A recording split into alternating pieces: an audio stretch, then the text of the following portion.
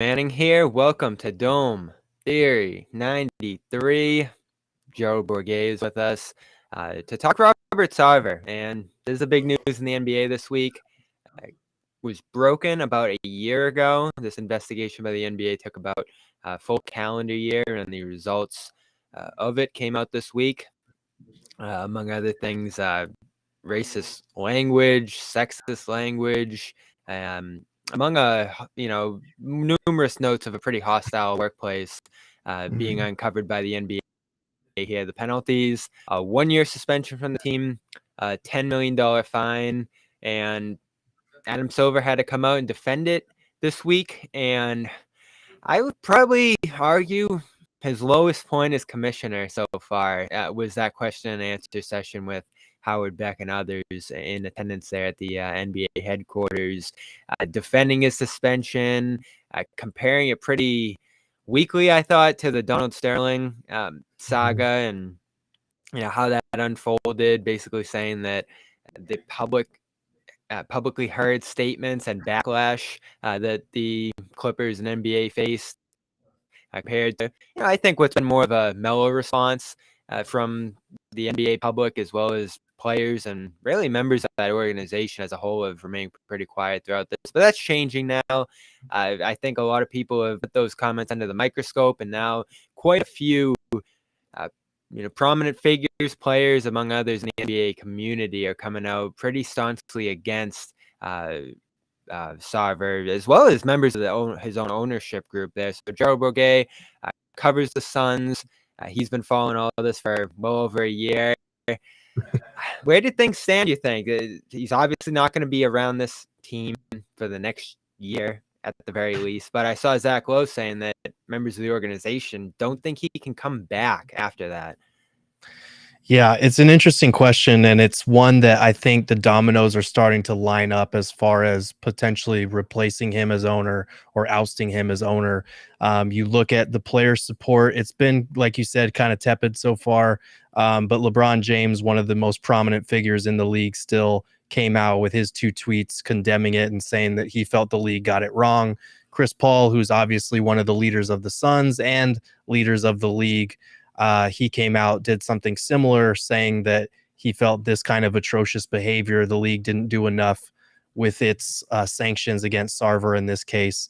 So we've got players that are starting to speak out. Suns Media Day is September 26th. So we're going to hear from all of these guys, and I think we might not hear from them until then. But I am curious to see at this point in time, behind closed doors, are they starting to have conversations? Are they debating amongst themselves or deciding, do we want to take a united front? How are we going to handle these questions? Because we know that they're coming. And that goes for general manager James Jones and Monty Williams as well. They all wield extraordinary power in this instance. And as much as it's unfair to put the onus on the players to be held accountable for another man's actions with all these questions, last year, James Jones had basically come out and said, this is not the Robert Sarver I know, when the ESPN article was about to come out. Monty Williams had said, we don't want to dismiss any of the claims in these interviews or any of the horrific things that they're saying went on. But until the NBA investigation is concluded, we're going to wait to speak on that. We just kind of want to focus on basketball. Well, now we have the findings of the investigation. Now we know what did and didn't happen. It's time to speak up and to own, the culture and the family element that they tout with this organization. Now, if you don't speak out on it, something's wrong. I don't want to hear about culture or family ever again. Yeah, and they have, I think, well, at this point, far, and as you noted, there could be more to come.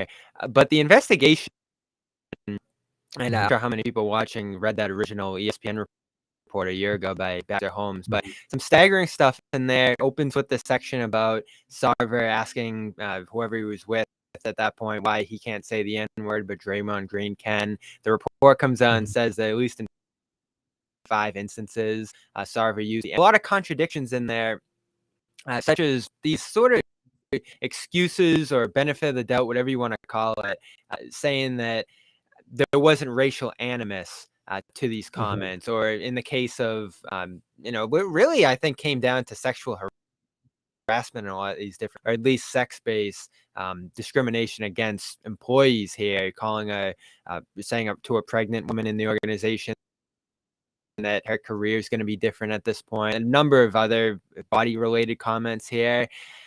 For some reason, the NBA, and I think we could probably the league defending one of its more powerful members, gave him an excuse, a benefit of the doubt based on sense of humor or the nature of these comments, or in some other parts of the report, he's a model of diversity and he's championed diversity within his organization, and he works with the police on anti-racial bias work and this and that. It just sort of skirts around the actual behavior that paints a different picture of his character. It was a staggering report, really, by the league and how it made excuses for him. Yeah, that sentence that they found there was no evidence of racial or gender-based animus is insane to me, because it literally goes for 42 pages after that, detailing that exact type of behavior. They basically chalked it up to, like you said, his sense of humor, and tried to paint him as like the NBA's Michael Scott, like, oh, that's just Bobby Boy. That's just the jokes that he makes. He makes everybody uncomfortable. And it's complete BS, because you look at the things that he said, the way that he made people uncomfortable, the way that he wielded that power dynamic that he has over his employees. And yes, you can see a clear pattern where he, is just trying to get a rise out of people. But at the end of the day, this guy was told back in 2004 that him using the N-word, even if he was just repeating what someone else had said, is not okay. And there were multiple instances after that. Among the 5 confirmed, as recently as 2017, there was an instance in 2021 where he talked about, as a kid, how he learned what oral sex was in a team meeting. There was a moment in the report where he was about to enter the shower and told a female employee, "You need to leave. You've never seen anything this big." Like, this is sexual harassment. This is gender-based animus, whether you like it or not. They're trying to say that that's just his sense of humor. And I don't know how you can separate the two. And that's what made Adam Silver's press conference even more infuriating, is because they were basically trying to say, no, we hold everyone to the same standard. It's just the consequences for that behavior is different. Like, Adam Silver literally said the quiet part out loud, that there are different standards for an owner versus an employee that he can hold them to. He also said the quiet part out loud as far as the recording, the fact that there was no audio recording compared to the Donald Sterling situation. And it's like, okay, if they interviewed 320 people and they have all this testimony, but they don't have an audio recording, all of that goes out the window. Like, I know that wasn't his intention, but it was dismissive of a lot of the people that came forward, the people that suffered through this toxic work environment, that broke NDAs to speak with investigators, and some of whom had to go through counseling and therapy after the fact because they were traumatized by having to work in that place for so long. So it really was kind of a sickening way that the NBA decided to go about this, the way that they tried to separate his behavior from the motivations for that behavior and justify it in the end. Yeah, and that was the quote that stuck out the most to me, and that's really the perfect way to describe it, is saying the quiet part out loud for this whole process here and behavior within organizations and how the league functions. I have to make a decision, he said, and it didn't rise to that. The enacting the measures of taking away an owner's team. Consequences are severe here for Mr. Sarver.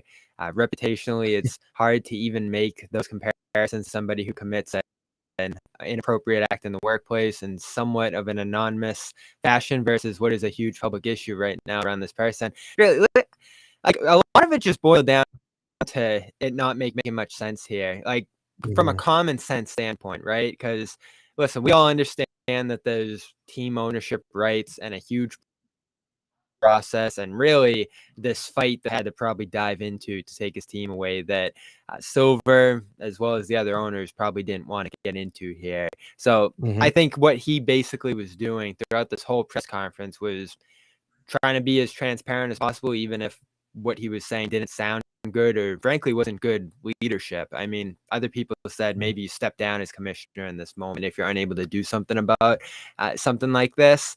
I don't know what the way would have been to go though. Like, because listen, a lot of the comments were pretty disgusting by Silver. He even walked back that one about employees versus owners, and Right. the action that can be taken Mhm. versus someone who does. But at the end of the day, he was the one who went up there and said this didn't rise to that level. The investigation, which as it was some other outside firm, but that investigation made a lot of excuses for Sarver, and even without, and this is the key part to me, much apologetic statements from Sarver or evidence that he's going to try to improve himself through this. Silver said he hopes that he's going to try to, but there really isn't much evidence that Sarver felt like he did something wrong here. And that to me is kind of my biggest takeaway here is, all right, he's gone for a year. What guarantees when he gets back that this stuff isn't going to continue? Right. Then that's where the punishment comes in and the way that they've handled this whole situation. Because you look at a $10 million fine, that's about 1% of Sarver's total net worth. You look at the 1-year suspension. Silver said he could have gone above and beyond that 1 year, but thought that that was appropriate.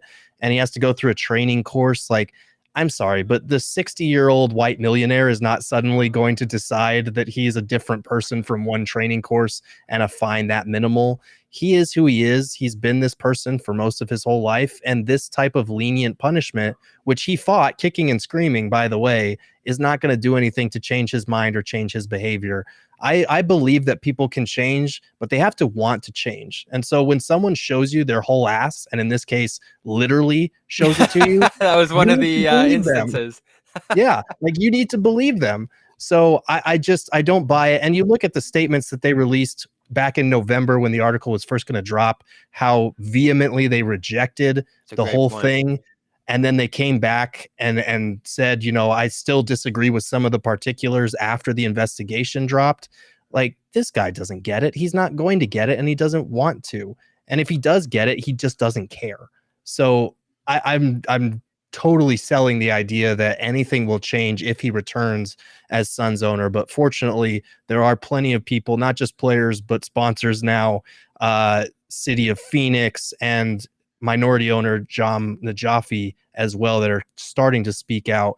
And I think we could see a snowball effect here pretty soon. And this seems to be sort of the best case scenario, right? Because, all right, sure, they didn't go ahead and start the process of taking his team away. That probably would have been unsuccessful, right? If we're looking at the legal basis for doing that. And I guess there's statute of limitations they're getting in the way of individuals going after Sarver, particularly for the harassment here.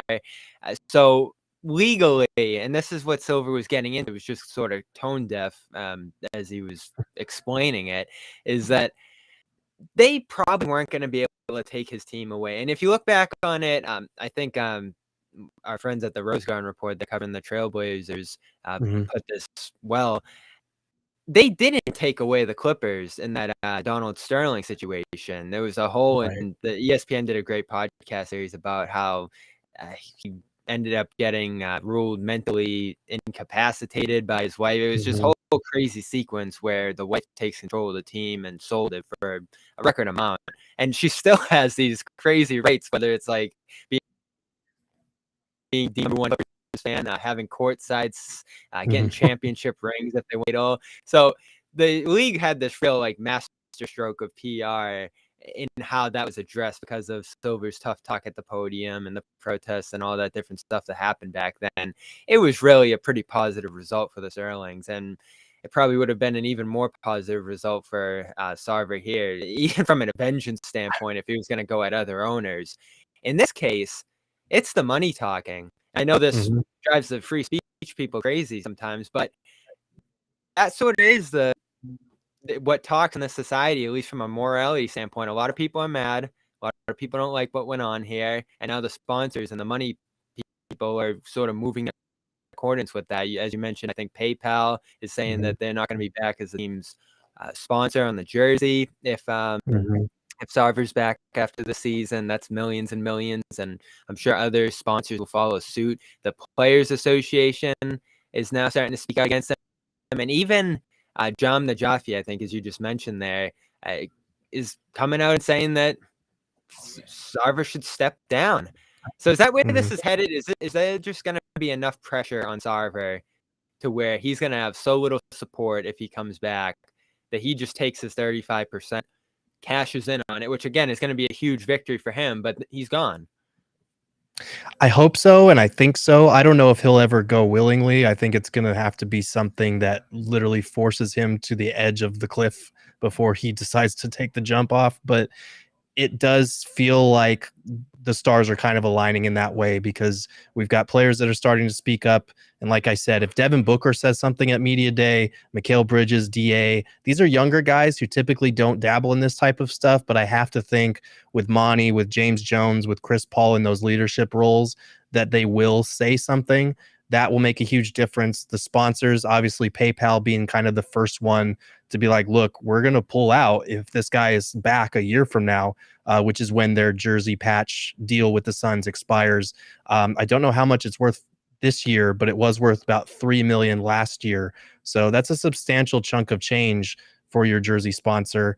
We got kind of a very underwhelming response from Kia. I've reached out to 20 other partners and sponsors of the Suns, still awaiting word, which I get because they're probably looking through their contracts right now, figuring out how, as a company, they're going to attack this. Are they going to take a stand and condemn what's happened, that type of behavior, and pull out? Or are they going to kind of stand with the NBA and say, we're going to just keep our money? We don't really associate with him like that. But that's a big one if the ball continues to roll after what PayPal did to kind of open the floodgates there. And then John Najafi, he said in his statement, I have no interest in being the majority kind of owner of the Suns. This isn't like a hostile takeover situation, but he is the second largest stakeholder in the Suns behind Sarver. So if he's able to rally other minority owners to his cause here, this could really help in terms of getting the requisite support they need within the organization to decide, look, it's not even, unfortunately, this is the state of affairs. You need to prove that he's hurting the money, that he's hitting them where it actually hurts. And if sponsors are pulling out, if the city of Phoenix is conducting their own investigation because they help pay for this arena to try and look for morality clauses or any sort of loophole that they can hold him accountable, like this is the stuff that is going to convince them Sarver is not good for us from a financial standpoint, and that's what we need to act. Unfortunately, it's always the money first with this league, and that's what it's going to take to get rid of him, not any of the other stuff that is reprehensible. That should be enough, but we are starting to see some movement on that front at least. Yeah, and what does it say about the other owners in this case that they're not able to act here, right?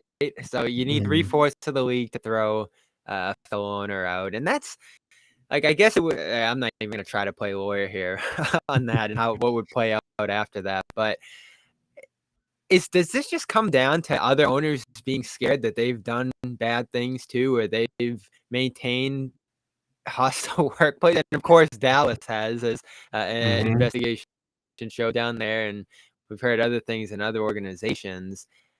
I guess that's just what it comes down to is that, listen, I think Silver was very realistic about this. We all know white men in leadership positions or groups of friends or whatever it may be are saying things behind the scenes that they don't want to get out, and that maybe they don't even feel in their heart of hearts. Like that seemed to be the driving principle of the investigation, and even Silver's actions afterward is that he said these things, but he didn't really mean them. And this is probably going on in workplaces around the league. But we know it's wrong, especially when from a standpoint of like women in sports, which is where this really seems to hit. Like this wasn't a workplace where women could thrive, clearly. In fact, it's they were being suppressed and held to different expectations. And that really seems to be the single point where Sarver went wrong the most here. And we know that's what women go through in sports more often than not is treatment, language, comments like these, things that just sort of deny their right to be in these spaces. And if that's going on around the league, there's got to be some sort of system to have consequences if that's what's being maintained by any ownership group. Because listen, a lot of people have money. We saw it with the Clippers. Ballmer was ready to take that organization. I don't know what kind of workplace Ballmer's overseeing there, but he's clearly a much, much better owner than Sterling. Like, that goes without Right. saying. And he's made the franchise more valuable and the league more valuable. And the benefits of that just roll on and on and on. It almost benefits this league to get rid of some of the bad owners. And this guy clearly is. Mm-hmm. It's that was probably the most frustrating thing about watching Silver's press conference after the day after getting kind of this very lenient punishment for Sarver is this realization that the NBA touts itself as the most progressive league. But if you were a person of color or if you were a woman in sports watching that press conference and seeing the way that they handled this whole situation, the extent of what they were able to actually punish Sarver for, you have to feel disheartened. You have to feel let down because the NBA basically just told you, yeah, it's bad, but it's not that bad. Like, we're going to tolerate it. We're still going to let him be back in the same building that he owns a year from now. And to be honest, we can't really do that much about it, even if we wanted to. It's that realization that 3/4 of the board of governors would have to vote him out. And you probably wouldn't get that amount, even though these are horrible things that he's done. These are a bunch of other rich dudes who are trying to protect their own and trying to protect themselves. Because, like you said, they don't want their dirty laundry being aired in front of everybody else. We heard about the Mavericks' horrific work environment not long ago, and Mark Cuban came out of that perfectly unscathed because he distanced himself.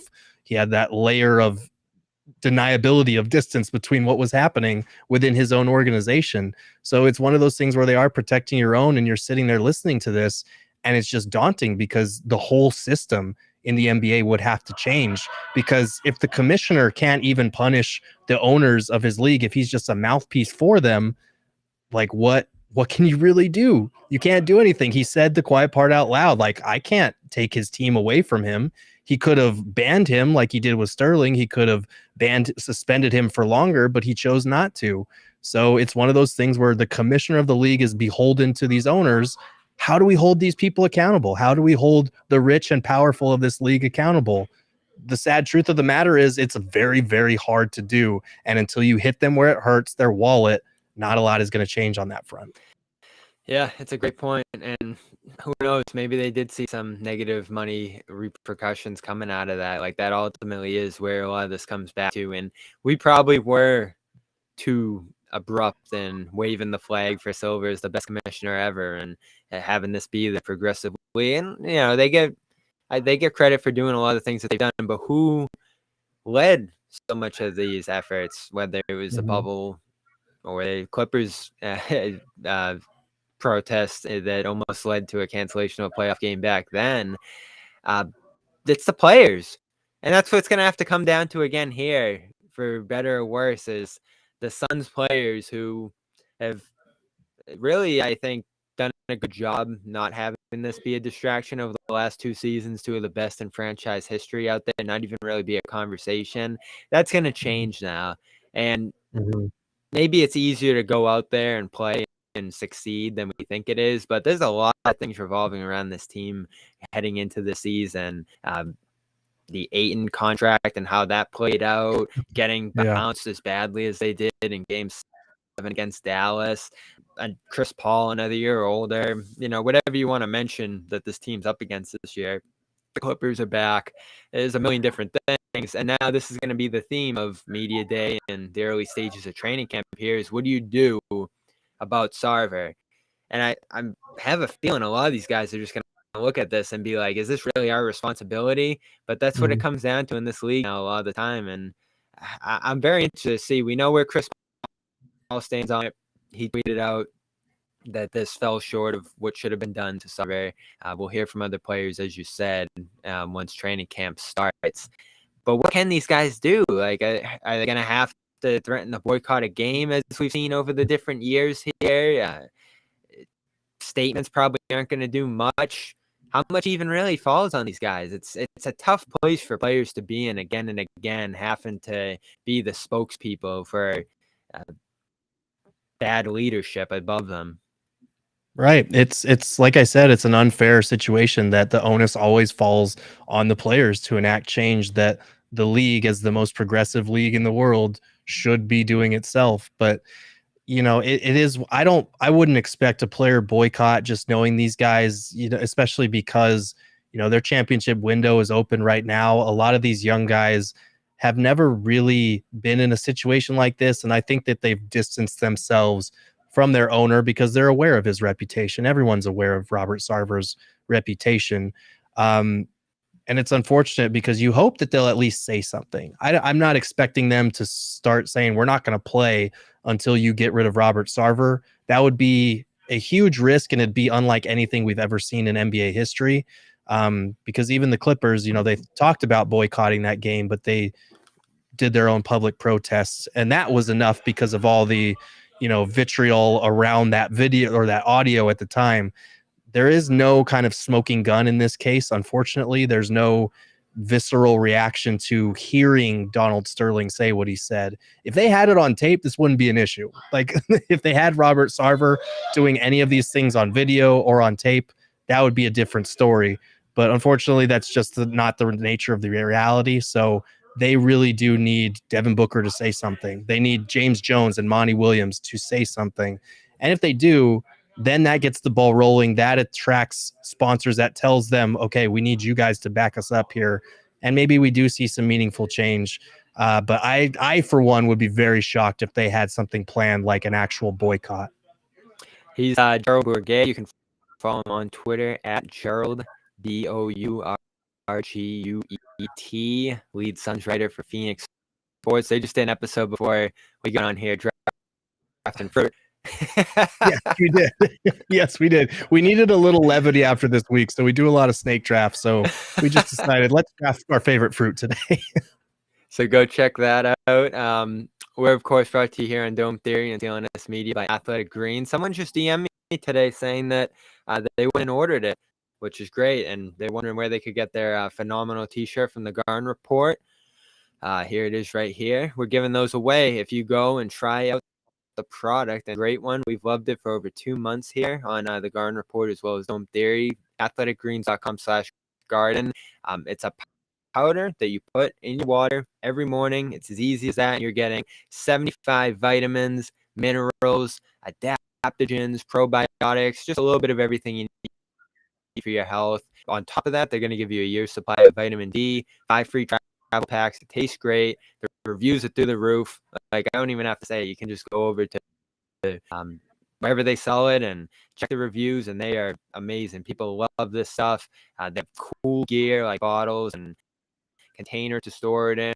Great green theme for you Celtics fans out there. So athleticgreens.com/garden, 1 year supply of vitamin D, 5 free travel packs, and a phenomenal T-shirt when you go and purchase that. Just send your receipt to John_Rosanis on Twitter. Also a big shout out to Com. I'm looking for their banner here.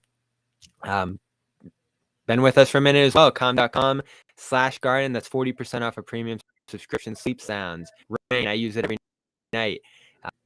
Bedtime stories from LeBron, if that's your thing. They got a little bit of everything over there. And listen, everyone needs a little something different for their mental health. So com.com/garden, 40% off. You get it all, and you're supporting CLNS Media in the Garden Report and Dome Theory. We move on with Gerald Bourguet. I think the Suns are so interesting this year.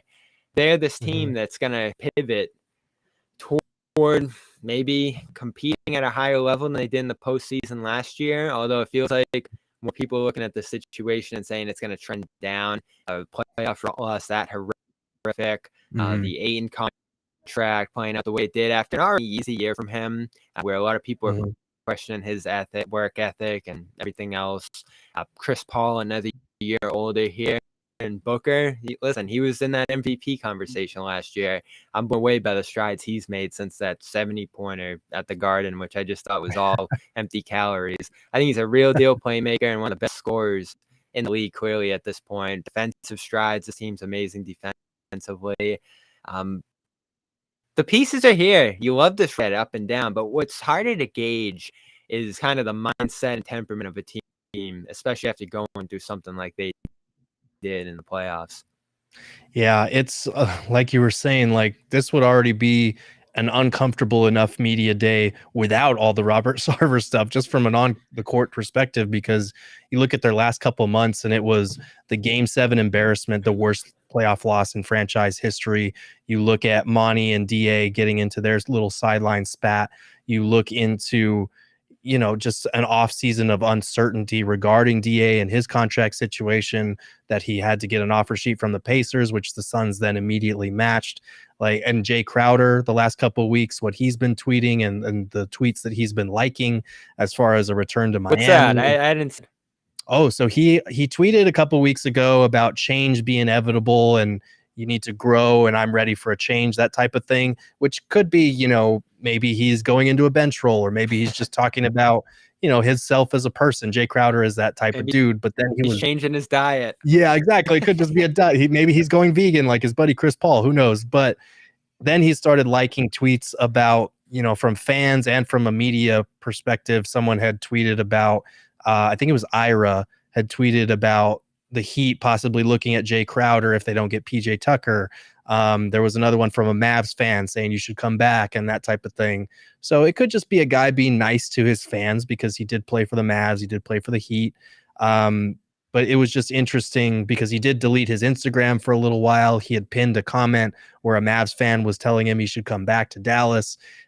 So you add all those things up and it's like, okay, is Jay Crowder really happy here? There's just a lot of question marks about what this team is going to look like, because when you coast through the whole season, you win a league best 64 games, you're the title favorite, all this stuff, and you have the good vibes, and then you get smacked in a game 7 at home in the second round when you had title aspirations.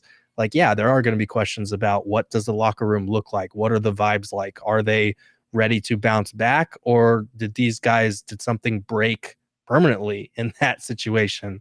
I think a lot of these guys are too young to let that bother them, but Chris Paul is getting older. Like he said, he's running out of opportunities to compete for titles. Jay Crowder, I mean, it would make sense for him to move into a bench role. He's an expiring contract. There were all the Kevin Durant trade rumors over the summer. So there's a lot of potential for change here if the first couple months of the season don't go according to plan. For sure. And that's going to be a big thing I'm watching with them, and Brooklyn, of course, as well, is how quickly they could both get back to the table there, because this was one of his preferred destinations, Durant, that is. You had Ayton as a possible sign and trade candidate there, though I never thought he made a ton of sense for Brooklyn as a new starting point if they were going to move on. And, he's going into this new contract, Ayton, that I guess they save a year on it after that whole restricted free agency debacle. They end up giving him this max deal anyway for the length of it. But in 2026, a max deal from this current CBA would have been a bargain if he continued to improve under the new CBA that's going to be in effect at that point, new TV deal and all of that. So that didn't make a ton of sense if we're back to Sarver and kind of just his mismanagement of this whole thing here. I don't know where he's trending at this point. I love him. I think he's been a brilliant player on both ends of the floor for this team through the first couple of years here. But I don't know, people just kind of look at him with a side eye, and you have that video game fear about him, which I don't know how much that's about him. But him and the coaches going back and forth, you mentioned that, and a lot of people do kind of see on him to get the best out of him. So how is this going to go after kind of a tense off season where he was probably ready to go to Indiana? Yeah, I think it's going to be interesting to see, because literally last year in training camp, he came out and said, like, I don't like doing my big man duties. Like, I don't like being a big man. I feel that I'm more than that. And to that point, the Suns had used him mostly as a rim rolling guy, and he is elite in that function. He's very important to what they do on both ends of the floor. But he wanted to do more. He wanted to be more of a creator, even though that skill set is not really in his bag, and he's a 7-footer. Like, you are a center. I'm sorry to break it to you. At Arizona, he could run around wherever he went. That was like sophomore year in college, 10 o'clock. I'd throw on the Arizona game and just watch him dribble and destroy everyone. But that's not in the cards. You're right. Right. And he brings that up all the time. At Arizona, he used to be a 4. He played the power forward spot. And then I think everyone remembers what happened to the U of A in the tournament when they played small ball Buffalo. They got burned for it. Like, he's a center in this league. That's what anybody was going to be paying him a max contract for if they were willing to offer it. And so I think for a lot of last year, Monty Williams was kind of walking a fine line between, okay, you need to do these big man duties that are obviously what you're best at and what make our offense work in the first place. And we're going to give you opportunities to create a little bit as well. It doesn't really show up because 82% of his field goals last year were assisted. So he's a guy that doesn't create a lot of his own offense. It comes from ball movement. It comes from a lot of pick and roll stuff. He's good in the post, but he doesn't have a ton of moves there. It's mostly that jump hook that's lethal of his, and he's got a very good mid-range jumper. But none of that is him really catching the ball from the elbow or from the top of the key, facing up and, making a move. And that's where he's going to have to improve if he wants to have that type of role, if he wants to be a secondary or third creator behind Booker and Chris Paul. And that's something that the Suns need, to be honest. Like, they need him, Mikal Bridges, Cam Johnson to create a little bit more of their own offense, because come playoff time, we saw it last year. Like, once they hone in on Chris, if he's ineffective, and once they hone in on Devin Booker, they need other options. They need other outlets, guys that don't have to have their offense created for them. And I think that's where DA needs to grow the most, because to this point, a lot of his offense is set up by somebody else. Yeah, and this team takes a ton of mid-rangers. It's really staggering listening to Lowe and others talk about the stats on this team with how successful they've been the last couple years. Without being a high-level three-point shooting team, without drawing a ton of free throws, just all the different analytic movements they've seen this league go toward to drive their offenses. This team's sort of gone in the other direction. They've done a great job with it. You obviously have two of the elite mid-range guys in the league running the party here, running the show. Cam Johnson, that's a great shooter. You can probably move into the starting lineup to solve a little bit of that. You get Dario Saric back. So, that's a real strong roster player. But Paul another year older, all the different Ayton things you talk about. And then the competition going up in the West here, it's probably going to be tough running here for this team. And it's tough enough where you start to look at really shaking up this core and how much flexibility do you ultimately have to do that. That's going to be a question for this team, I think, because I'm not penciling them in at the top of the West again. I think the Warriors are going to really get on the roll again. I love the Clippers. There's a number of teams. Even Minnesota, I think, is going to be amazing next year with Rudy. Yeah, it's interesting you brought that up, because that's been one of the biggest talking points out there as far as the Suns' shot selection and kind of zagging while the rest of the league zigs in terms of where they get their shots from, because this Suns group is one of the best mid-range teams we've ever seen. I think they were second or third in effective field goal percentage last year, but on cleaning the glass, they have a stat called location effective field goal percentage, which basically says if you shoot league average from every spot on the floor, how effective of a scoring team are you going to be? And the Suns were dead last because they took so many shots from the mid-range, which is insane for you to be at the top of one list and at the very bottom of the other. So this is something that they have to change, because they were a top 10 3-point team from an efficiency standpoint. They were 26th in attempts per game. They've got to find a way to take more threes. They've got to find a way to get to the free throw line, because I think they were 29th in free throw rate last year. And they've got to find a way to attack the basket. They need more of a Houston Rockets based shot chart next year. What's that going to look like? How do they get there? Yeah, exactly. I think a lot of it is going to be from DA, Mikal, Cam, getting the ball in their hands and getting to create a little bit more. And I think that will cost you some wins. It'll be experimenting a little bit, but they can't just go through the motions and run the same stuff they did last year, because their pick and roll offense is very nuanced. They have a lot of different curveballs that they can kind of throw at you, but come playoff time, everybody knows everybody's offense. They didn't have a lot of guys that could create their own shot outside of Book, and CP3 was hobbled in that Dallas series, whether you think it's by a quad thing or by COVID or whatever it was. He was not himself. So if that happens again, you need to have other outlets. So that's the biggest thing for me. They've got to spend this season working with different lineups, working with different guys' skill sets, letting them kind of grow their repertoire a little bit. Who do you think is the favorite in the West going into next year? Oh, man. I would have said the Suns before this Sarver stuff happened. I think that this is a team that you look at their finals run, and they didn't really they had some adversity, but by the end of it, when they lost to the Bucks, the general feeling was still, this was a hell of a season. Nobody expected us to be in the finals. We're going to build on this momentum. And last year, I think, was the instance where a young team took its licks in the playoffs, because you hear about all these champions and how they had to get over these hurdles. They had to get past certain teams and learn their playoff lessons before they became champions at some point. I think the Mavs series, if the Suns ever do get over that hump, is going to be one of those instances that they point to and be like, okay, we lost the Bucks series, but we just lost to a good team.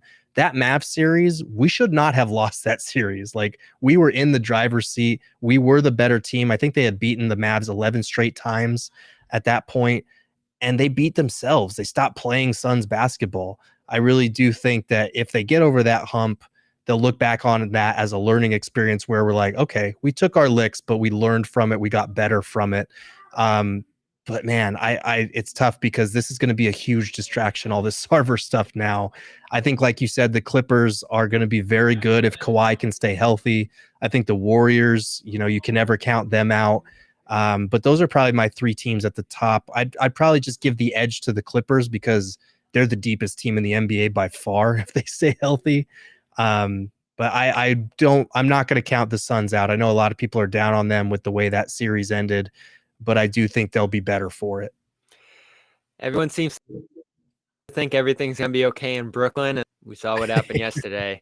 What percentage chance is there that Durant's on the Suns next year? I'd say maybe like 20%. Like, I do think if he forces his way out, the Suns are going to be the team that everyone looks at because that's where he wants to go. They have a lot of flexibility to put together salary, and they have all of their picks. Is it better than another team's best offer? Maybe not, but that team's not going to put their best offer if they think Kevin Durant is not going to want to stay there. So I'd put it at about 20. I think he has a lot of leverage as a superstar, but with 4 years on his contract, it's really hard to see a situation where he's able to effectively force his way out. And as much as I think Brooklyn is a combustible group and things will go wrong for them this season, I don't know if it blows up that spectacularly. So I'll say 20%. And I'll throw it to end this one. We'll talk about this more in the Garden Report when we go live again. But Wick Gross, the owner of the Celtics, came out today in the Boston Globe and said that he feels like the Celtics are being overrated a little bit. I don't know what kind of reverse psychology he's trying to. He said he's not actually trying to lower the expectations in some manipulative way. It's how I feel. Look, I wouldn't pick anyone ahead of us, but I don't include sailing ahead when he talks about the East and some of the competition that's going to be going on out there. And it's kind of weird to read an owner say that, but I think it makes a lot of sense and it's pretty grounded. I think the reality that the Celtics are facing in the East this year, in terms of how thin their margins were on their playoff run, sweep of Brooklyn was played along a pretty thin line. He talked about a lot of this in the piece, and then they lost to the Warriors. And the Celtics, they're still that betting favorite in the NBA to win the championship this season, and I'm probably just a little bit lower on them than that. I love Milwaukee. I love the Clippers. I don't love Brooklyn, but there's a number of teams, even the Warriors. Like, how can you not say the Warriors are favorites? Effectively run what they had last year, save for a few role guys. Do you think Grossbeck's right about this, or do you think the Celtics are going to be that monster we saw winning 22 or 25 last year? I think they will be a monster, but I do think I like his kind of overall message is underlying, at least, is stay humble. Like, we're not going to get ahead of ourselves here. We don't want the hype that comes with being a young team on the rise that is handed too much too soon by the media or by fans or whatever. Like, I kind of like that he's like, we haven't done it yet. We haven't gotten there yet. There's a lot of competition. You'd rather be kind of that underdog than the team that everyone is picking. Honestly, it makes your job easier because these guys, they are the pettiest people and the most prideful people on the face of the earth. So they hear all that's being said. Who's he talking to with that statement? That's got to be towards someone, right? Right, exactly. It's kind of just basically, we're going to stay humble. We're going to keep doing our thing. You guys say whatever you want, but I'm looking at these other teams and kind of deflecting that praise because these guys hear what's said about themselves and what's said about everybody else. So I kind of like that approach. Yeah, I talked a little bit about it in the opening of the episode, and I'm interested to dig into that one a little bit more, especially toward media day. Like, something has to prompt a comment like that, Yeah. right? Like, I'm very curious what that was about, but you can read more about that in the Globe. You can read more about the Suns with Gerald Bourguet, who I've been following for a minute for all my information updates. You can read about his take on the Sarver situation at Phoenix Sports. Of course, follow him at Gerald_Bourguet, or no underscore there, no underscore. No underscore. Yeah. All right. Appreciate you being here. Go check out his new podcast that's out there as well. You can read, and hopefully we'll talk to you later this season, Gerald. Nice to have you here. Absolutely. Thanks, Bobby.